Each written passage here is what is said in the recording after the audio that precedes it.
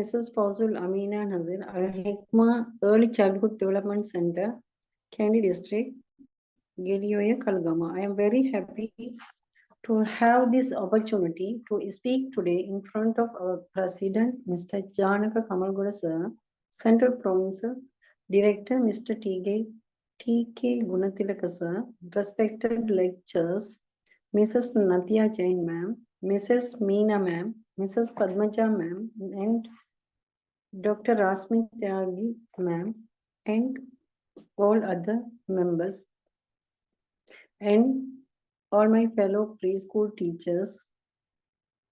Before I begin my presentation in Tamil, I would like to thank you all for your kind presence and attention. Today, I will be talking about the importance of STEAM education in early childhood development and how it can support holistic learning for our preschool children. Today, we are going to present from Mrs. Nadia Jain Ma'am's Stage 1, Session 5. நாம் இன்று நத்யா Jain ma'am அவர்களின் இந்தியாவிலிருந்து நத்யா Jain ma'am அவர்களின் session 1 5வது பகுதியிலிருந்து பாடங்களை துவங்குகிறோம். இதில் என்னுடன் மிஸ் MFF ஃபஸ்னா தாருல் ஹுதா preschool கல்ஹின்ன, Mrs. MJ Nushrat, Heaven Star Preschool, Mrs. Nakifa, Assistant Teacher, Heaven Star Preschool, Mrs. M.F. Fatima Shiani, Crescent Preschool, Batagolla Dinia, Kandy District, Mrs. Puvana Jyoti, Little Bird Preschool, Kandy, Mrs. M.P.F. Najula, Darul Huda Preschool, Galhinna, Mrs. A.L.N.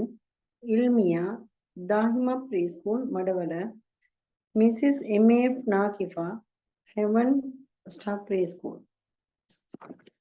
இன்று Stage 1 Session 5 STEAM Education தலைப்பு வந்து heading integrating technology into stem, அதாவது stem கல்வியில் தொழில்நுட்பத்தின் மேம்பாடு. இது பற்றி தெளிவுபடுத்துகிறார். இது பற்றி இந்தியாவிலிருந்து பேராசிரியர் நத்யா ஜெயின் மேம் அவர்கள் தெளிவுபடுத்துகிறார். தொழில்நுட்பத்தின் நோக்கங்கள், அதாவது தொழில்நுட்பத்தின் நோக்கம் என்போது முதலாவதாக தொழில்நுட்பம் பற்றி அறிமுகம் செய்யப்படுகிறது. தொழில்நுட்பம் என்றால் என்ன, அவ்வாறு என்று அறிமுகம் செய்யப்படுகிறது. அடுத்து அன்றாட வாழ்க்கையில் தொழில்நுட்பம் என்றால் என்ன, அடுத்தது தொழில்நுட்பத்தின் முக்கியத்துவம், அன்றாட வாழ்க்கையில் தொழில்நுட்ப வியாழன் என்று ஒரு பகுதி தருகிறார்கள்.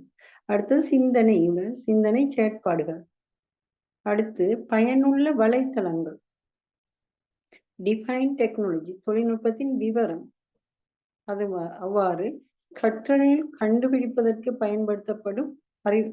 தொழில்நுட்பம் என்பது புதிய கருவிகள் மற்றும் சாசனங்கள் ஆகியவற்றை கண்டுபிடிப்பதற்கு பயன்படுத்தப்படும் அறிவு ஆகும். தொழில்நுட்பம் மக்களின் அன்றாட வாழ்க்கையை இலகுபடுத்துகிறது.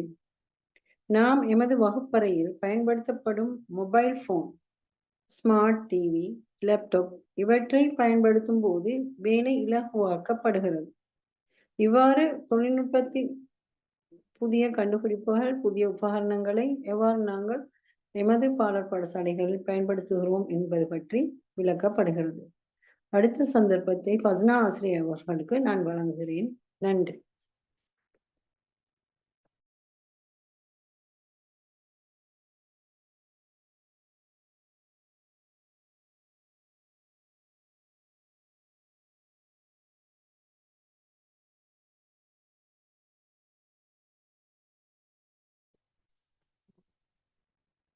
நன்றி அம்மா ஆசிரியர் அவர்களே.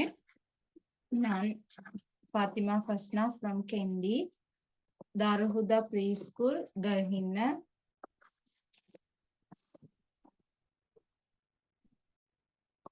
நான் இன்று உங்கள் முன்வைக்க வந்த விடயம் என்னவென்றால் தொழில்நுட்பம் என்றால் என்ன? போக்குவரத்தில் தொழில்நுட்பம், சாலையில் தொழில்நுட்பம். சாலை என்பது போக்குவரத்து பாதை. வீதியில் தொழில்நுட்பம் எவ்வாறு பயன்படுத்தப்படுகின்றது? தொழில்நுட்பம் என்பது மனிதனால் உருவாக்கப்பட்டது. அதாவது இயந்திரங்கள், இலத்திரனியல் உபகரணங்களை பயன்படுத்தி வாழ்வில் கருமங்களை எவ்வாறு இலகுபடுத்தலாம் என்பதை குறிக்கின்றது. நாம் முன்னைய காலங்களில் கடைகளில் பொருட்களை வாங்கும் போது கேஷியர் அதற்கான விலைகள், பொருட்களை ஒரு காசுத்தாளில் எழுதி கொடுப்பார். ஆனால் இன்று பொருளினை கணினியில் கிளிக் செய்யும் போது அதன் விலை, பில் என்பன வெளியில் வரும். அதே போன்று ஜிபே மூலமாகவும் QR கோட் மூலமாகவும் நாம் எமக்கான கணக்கை செலுத்தவும் முடியும். கடினமான ஒரு விடயத்தை இலகுவாக்குவதையே தொழில்நுட்பம் எனப்படுகின்றது.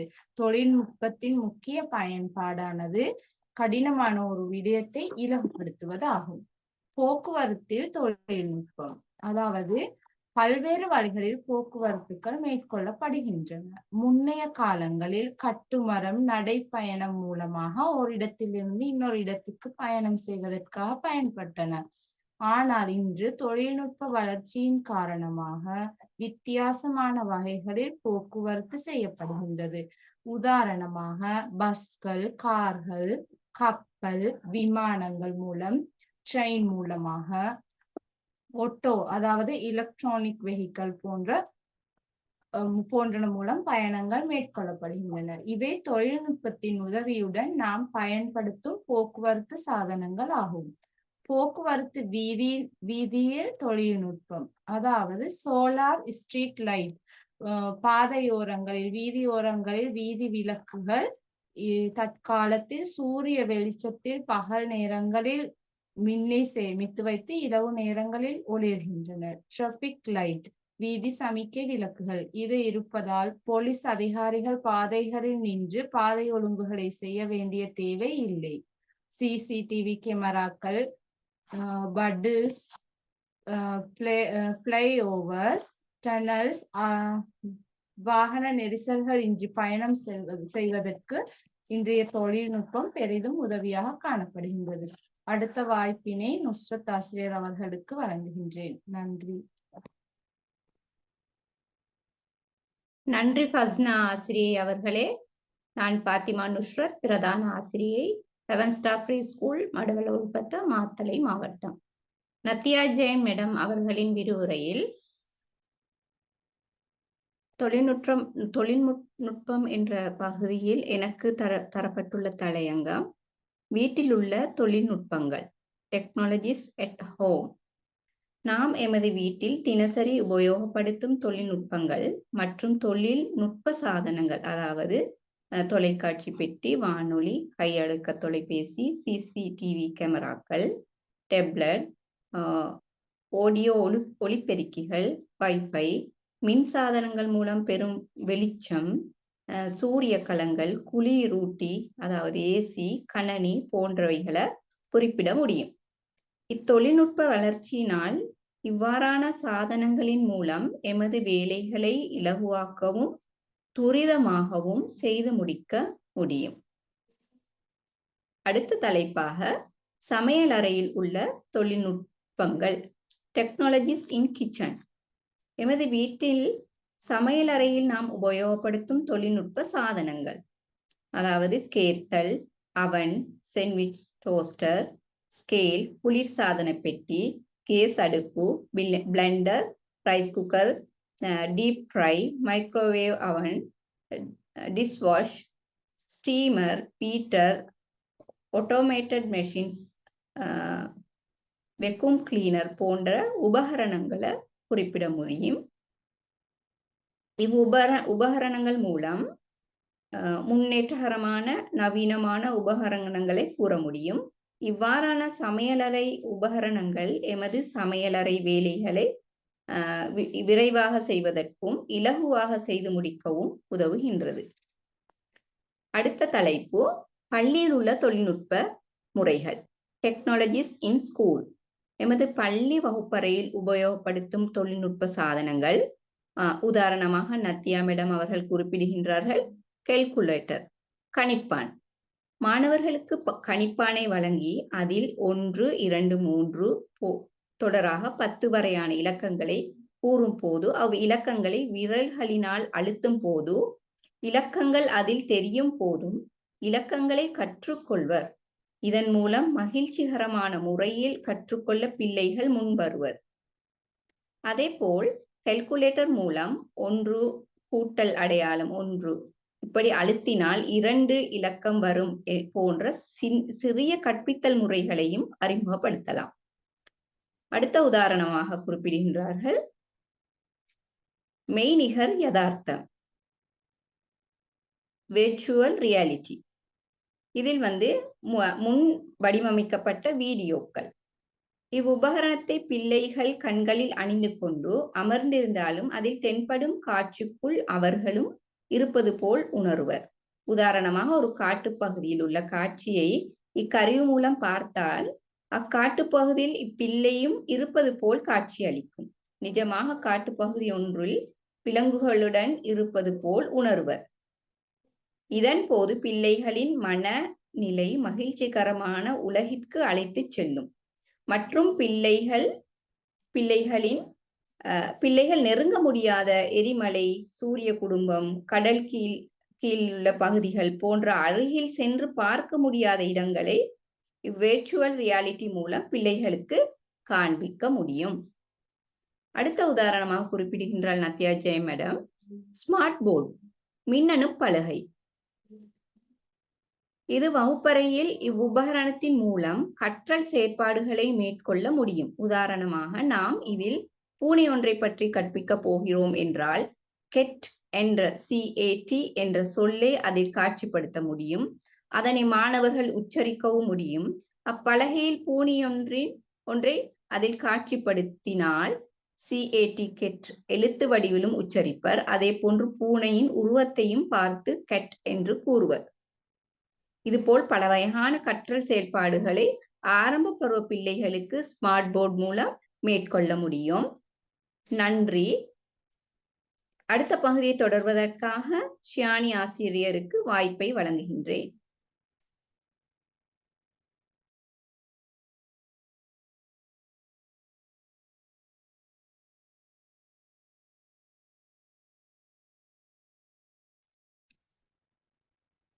நன்றி நுஸ்ரத் ஆசிரியை அவர்களே.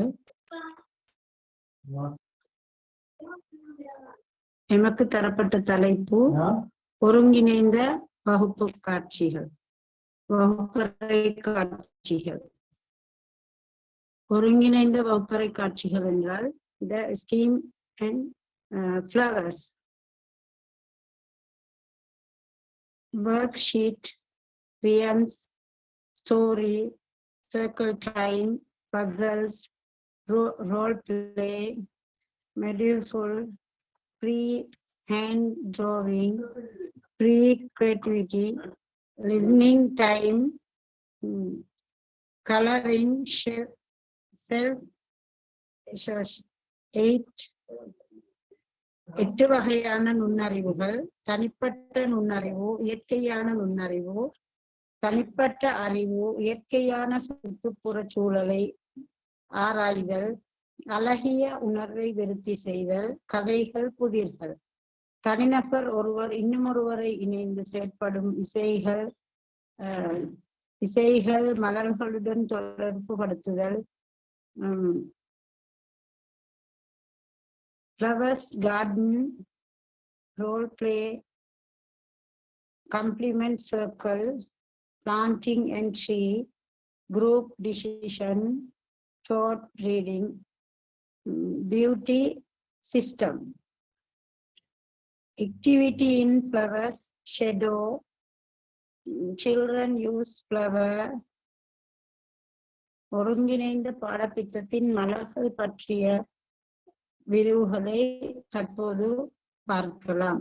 சமூக தொடர்புகள், activity, flowers garden, reality, movement of the body, in teamwork, தொடர்பு படுத்துதல், மெச்சிங் கலர், நிறத்தின் அடிப்படையில், ஷேப்ஸ் வடிவத்தின் அடிப்படையில், சைஸ் பருமனின் அடிப்படையில், ஒன் பை ஒன் வகைப்படுத்துதல், ஷார்ட்டிங் கலர்ஸ், ஷேப்ஸ், சைஸ் ஒப்பிடுதல், comparing big small long short, first and last, கூடிய குறைந்த, உயரம் கற்றை மேல் கீழ், அப் அண்ட் டவுன் வரிசைப்படுத்துதல், கோலம் அமைத்தல், பெட்டரிங் ஒரு பொருளை நிறத்தின் அடிப்படையில் தெரிவு செய்தல், நிறங்கள் அடிப்படையில் மலர்கள், வீட்டுத் தோட்டம், பூங்காவனம் பார்வையிடல் அல்லது வீடியோக்கள் மூலம் காட்சிப்படுத்துதல்,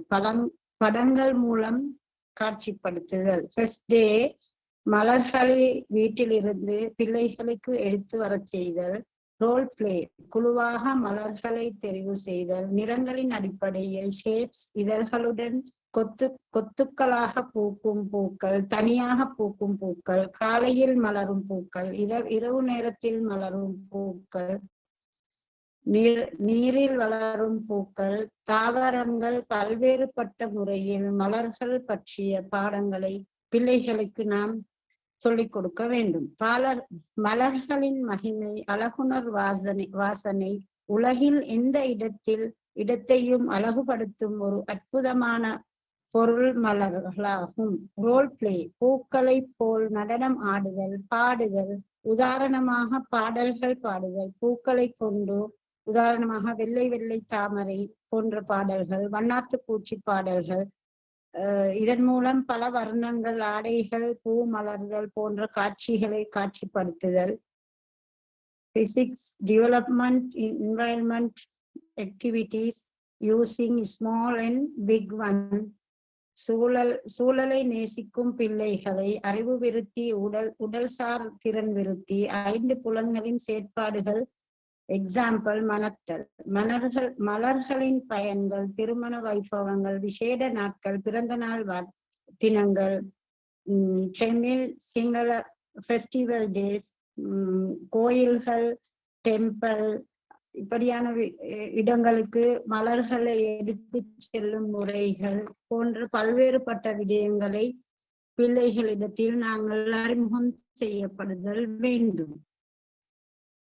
தொடர்பு படுத்துதல், மெச்சிங் நிறத்தின் அடிப்படையில் கோலம் அமைத்தல், பெட்டரிங் நிறத்தின் அடிப்படையில் மாற்றி மாற்றி பூக்களை வைப்பதன் மூலம் பிள்ளைகளுக்கு விளங்கப்படுத்த வேண்டும். வெளிச்சூழல் ஒருங்கமைப்பு ஒரு செயற்பாடுகளை நாம் செயற்படுத்தும் போது, உதாரணமாக ஒரு டேபிள் மேசையின் மேல் பூக்களை வைத்து தயார்படுத்தி பிள்ளைகளுக்கு அதன் மூலம் வெட்டுதல், ஒட்டுதல், சாயம் தயாரித்தல், பூக்களை வரைதல், நிறம் தீட்டுதல், பட அட்டைகளை காட்சிப்படுத்துதல், பூக்களின் முழுமையான பகுதிகளை அறிதல், சமச்சீர், குறைவான அளவான முழுமையான பூக்களை பற்றிய அறிவுறுத்தல்கள் பிள்ளைகளிடத்திலிருந்து தெரிவு செய்யப்படுதல் வேண்டும். எண்களை எண்ணுதல் 1 தொடக்கம் 5 வரையும் 10 என்ற நிறங்கள் வடிவம் அடிப்படையில் எண் குறியீடுகளை இனங்காணல், பூ வியாபாரி அலங்காரம் செய்தல், நுகர்தல், வாசனை திரவியங்களுக்கு பயன்படுத்தப்படுவது, சவர்க்காரம் தயாரித்தல், உதாரணமாக சன் ஆயில், இப்படியான பல்வேறுபட்ட விடயங்கள் பூக்களின் மூலம் பிள்ளைகளிடத்தில் நாங்கள் அறிமுகப்படுத்தலாம். மண், பசலை, நீர் ஊற்றுதல், தினம், வாரம், மாதம், அது வளர்வதற்கான பேரிய நீர், காற்று அவசியம். வளர்ச்சி படிமுறைகளை பிள்ளைகளிடத்தில் நாங்கள் வளர்க்க வேண்டும். அடுத்ததாக கல்வியில் பயன்படுத்தப்படும் தொழில்நுட்பம். டிஃபைனிங் டெக்னாலஜி, தொழில்நுட்பம் என்றால் என்ன? அன்றாட வாழ்க்கையில் தொழில்நுட்பம் எமது உலகத்தின் ஏன், எதற்கு, எவ்வாறு என்ற கேள்விகளை நாம் தொடர்புகளை, பழங்காலத்தில் தகவல்களை ராஜாமார்கள் புறா கடிதம் மூலமும் தந்திகள் மூலமும் ஒரு ஊரிலிருந்து இன்னொரு ஊருக்கும், ஒரு நாட்டிலிருந்து இன்னமொரு நாட்டிற்கும் தூதுகளாக அனுப்பப்பட்டார்கள். இன்றைய காலகட்டத்தில் 21ஆம் நூற்றாண்டின் ஸ்மார்ட் போன், பத்திரிகைகள், கணனி, தொலைக்காட்சி, வானொலி போன்ற பல்வேறுபட்ட தொழில்நுட்பங்கள், புதிய புதிய கண்டுபிடிப்புகள் காணப்படுகின்றன. மனிதன் சந்தோஷமாக இருப்பதற்கும் தாம் வேலைகளை இலகுபடுத்துவதற்கும் தொழில்நுட்பம், டைப்ரைட்டர், பில் எழுதும் முறைகள், காகித தாள்கள் மாற்றமடைந்து டைப்ரைட்டர்கள், நிறை அளவுகள் செய்வதற்கு பல நியமான அளவுகள், கிராம், கிலோகிராம் உபகரணங்கள், நிலத்தராசு, தட்டுத்தராசு, விற்றராசு, இலத்திரனியல் தராசு போன்ற பல்வேறுபட்ட உபகரணங்களை எம்மத்தியில் இன்று காண முடியும். நன்றி. அடுத்ததாக எமது உரையை ஜோதி ஆசிரியைக்கு ஒப்படைக்கின்றேன். தேங்க்யூ.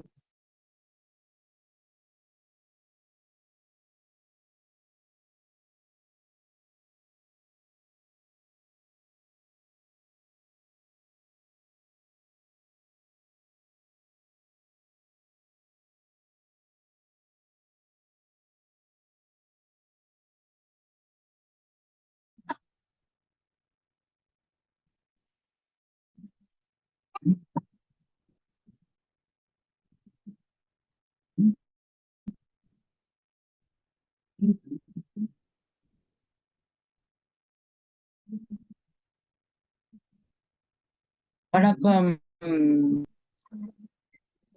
நன்றி ஜியானி டீச்சர். நான் புவன ஜோதி, கண்டி மாவட்டம், லிட்டில் பேர்ட்ஸ் ப்ரீ ஸ்கூல் அதிபர். அடுத்ததாக தொழில்நுட்பத்திற்கும் மின் சாதனைகளுக்கும் இடையிலான வேறுபாடுகள். அதாவது தொழில்நுட்பமும் மின் சாதனங்களும் ஒன்றல்ல. தொழில்நுட்பம் என்பது நடைமுறை நோக்கங்களுக்காக அறிவியல் அறிவை பயன்படுத்துவதை குறிக்கின்றது. சாதனங்களும் மின் சாதனங்கள் என்பது குளிர் சாதன பெட்டி, தொலைக்காட்சிகள் மற்றும் கணனி போன்ற ஒரு குறிப்பிட்ட செயல்பாட்டை செய்ய மின்சாரத்தை பயன்படுத்தும் சாதனங்கள் ஆகும். மின் சாதனங்கள் தொழில்நுட்பத்தின் ஒரு பகுதியாகும். ஆனால் தொழில்நுட்பம் என்பது மின் சாதனங்களுக்கு தொழில்நுட்பத்தின் ஒரு பகுதியாக மின் சாதனங்களுக்கு அப்பால் மிகவும் பரந்த அளவிலான கருத்துக்கள் மற்றும் புதுமைகளை உள்ளடக்கியது. இது தொழில்நுட்பத்தின் மின் சாதனங்களுக்கும் இடையிலான வேறுபாடுகள். இவை பிள்ளைகளிடத்தில் வேறுபடுத்தி காட்டலாம். அதை எவ்வாறு காட்டுதல் என்பதை பார்ப்போம். அதாவது கண்டுபிடிக்கும் ஒரு வழி, அதாவது அறிவியல் கண்டுபிடிக்கும் ஒரு வழி. ஆர்வம் உடையவர்கள் யோசனை, திறமை, புரிதல் இவைகளை வேறுபடுத்தி பிள்ளைகளிடத்தில் நாம் மின்சாரத்திற்கும், அதாவது தொழில்நுட்பத்திற்கும் மின் சாதனங்களுக்கும் இடையிலான வேறுபாடுகளை வெளிப்படுத்தி காட்ட முடியும். பிள்ளைகளிடத்தில் அவர்கள் எவ்வாறு புரிந்திருக்கின்றார்கள் என்பதனை நாம் வேறுபடுத்தி ஒரு அட்டவணை செய்து அவர்களின் மதிப்பீடுகளை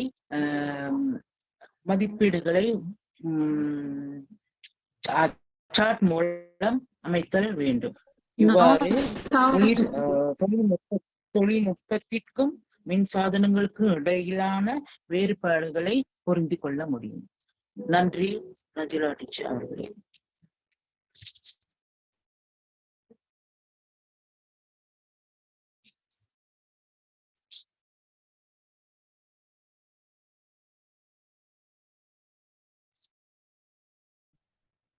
நன்றி ஜோதி டீச்சர். நான் நஜூலா, கண்டி மாவட்டத்திலிருந்து தாருல் ஹுதா ப்ரீ ஸ்கூலின் உதவி ஆசிரியர். நான் கதைக்க வந்த விடயம் தொழில்நுட்பத்தின் பயன்கள். தொழில்நுட்பத்தின் பயன்கள் எடுக்கும் போது அதில் நிறைய பயன்கள் காணப்படுகிறது. அதில் சில பின்வருமாறு. முதலாவதாக கற்றலுக்கு ஊக்கம் தரும். உதாரணமாக தொழில்நுட்பம் பென்சில் முதல் டிஜிட்டல் டூல்ஸ் வரை மாணவர்களின் ஈடுபாட்டை அதிகரிக்கிறது. அதாவது மின்னணு சாதனங்கள், 3D மாடலிங், கல்வி, விளையாட்டுகள் போன்றவை ஆர்வத்தை குறுநிரல் தொழில்நுட்பங்களை கற்றுக் கொள்கின்றனர். அவர்கள் எதிர்காலத்தை தொழில்களுக்கு பயன்படுத்துகிறது. மூன்றாவதாக சுயமாக கற்றுக்கொள்ளும் திறன். நான்காவது குழுப்பணி மற்றும் தொடர்பு மேம்பாடு, பிரச்சினை தீர்க்கும் திறன். அதாவது ஸ்டீம் கல்வியின் தொழில்நுட்பத்தின் வாயிலாக மாணவர்களின் ஒரு சிக்கலுக்கு தீர்வு காணும் பல்வேறு ஆராய்வதற்கு பழகுகிறார்கள். அடுத்ததாக கண்டுபிடிப்பு என்றால் என்ன? கண்டுபிடிப்பு என்பது ஒரு புதிய விடயத்தை அல்லது previously unknown கான்செப்டை தெரிந்து கொள்வது அல்லது உருவாக்குவதாகும். அதாவது கண்டுபிடிப்பு மாணவர்கள் தங்களே சிரித்து ஆராய்ந்து ஒரு விடையை தேடி கண்டறியும் செயலாகும். இது சுயமாக கற்றுக்கொள்வதற்கான அடித்தளமாகவும் செயற்பாடுகளில் நேரடியாக ஈடுபடுவதற்கான வாய்ப்பதாகவும் அமைகிறது. உதாரணமாக ஒரு மாணவர் விஞ்ஞான முயற்சியில் ஒளியை பிரதிபலிக்கும் கோணத்தை சோதித்து பார்க்கிறார். இதில் அவர் சோதனை மூலம் புதிய அறிவை பெறுகிறார். இதுவே கண்டுபிடிப்பு கற்றல். நன்றி. அடுத்ததா நான் இல்மி ஆசிரியருக்கு பொறுப்பளிக்கிறேன். நன்றி நஜீலா அவர்களே. நான் கண்டியில் இருந்து இல்மியா. மாணவர்களை தொழில்நுட்பம் தொடர்பான செயற்பாடுகளை எளிமையாக அறிமுகப்படுத்தும் திறந்த வழிகாட்டியாக இருக்கின்றது. அடிப்படை கணினி திறன்கள். சிறுவர்களுக்கு கணினியின் அடிப்படை பகுதிகள் மவுஸ், விசைப்பலகை மற்றும் மவுஸ் பயன்படுத்தும் திறன்களை கிளிக் செய்தல், அப்படியான இழுத்தல் என்பவற்றை கற்பிக்க முடியும். கல்வி பயன்பாடுகள். வயதிற்கேற்ப எப்ஸ் மூலம் குழந்தைகளுக்கு பயிற்சி பெற செய்யலாம். விளையாட்டுகள், புதிர்கள் அவர்களை கவரும். டிஜிட்டல் கலை போன்ற குழந்தைகள் நட்பு மென்பொருட்களை பயன்படுத்தி அவர்களின் கலை படைப்பை உருவாக்கலாம். இதன் மூலம் நிறங்கள், வடிவங்கள் மற்றும் உருக்கள் பற்றிய அறிவும் மேம்படுத்தப்படுகின்றன. இசை மற்றும் இயக்கம் போன்ற டிஜிட்டல் கருவிகள் மூலம் குழந்தைகள் இசையை உருவாக்கலாம். மேலும் இசைக்கு ஏற்ப உடலை இயக்குவதன் மூலம் அவர்கள்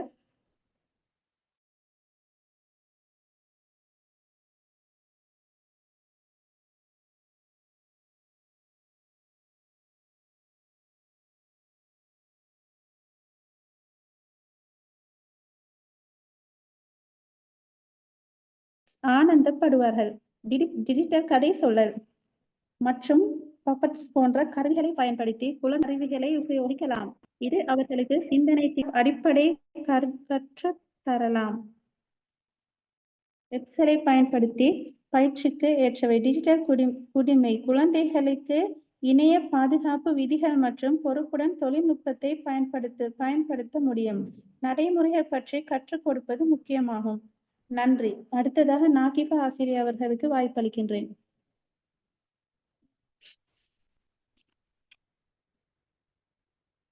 நன்றி இனிய ஆசிரியர் அவர்களே.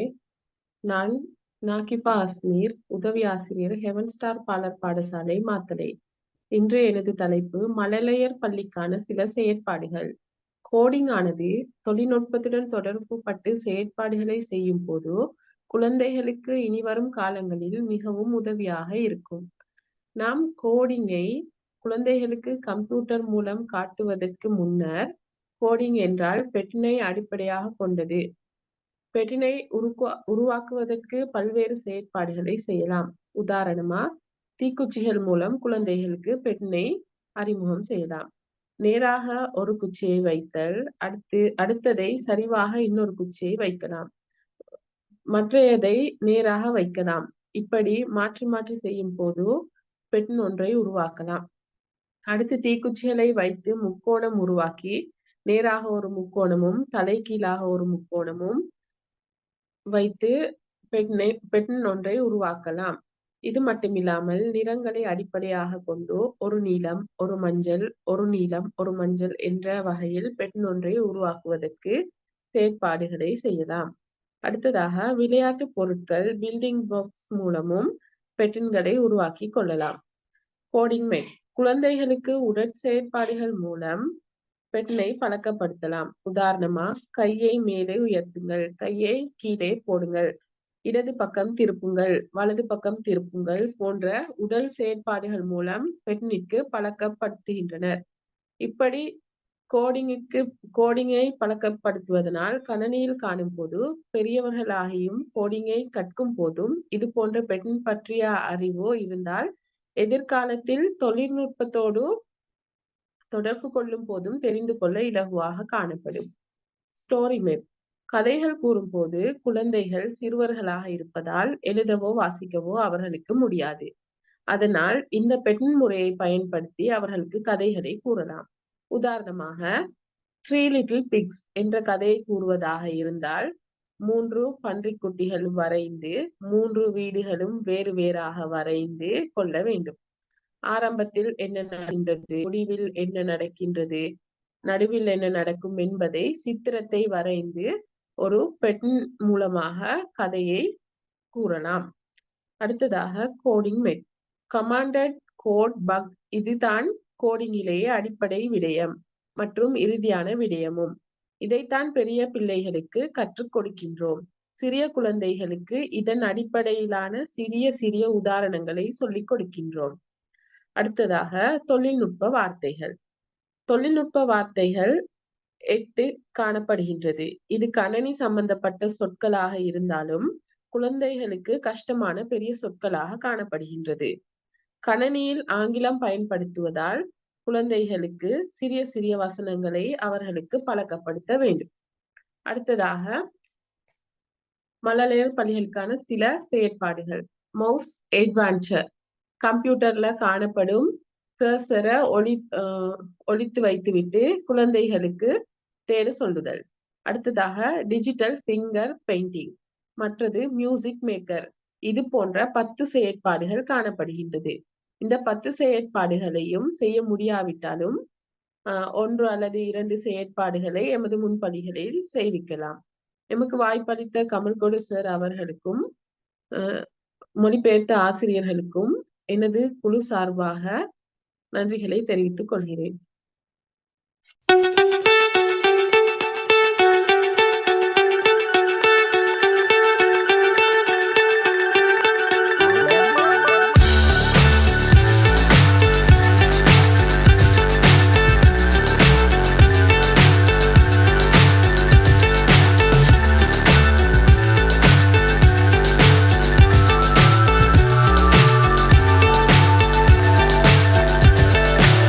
So high I'm hypnotized. What's up is down, what's left is right. Chasing stars and holding you. I can't see the end, but we'll see it through.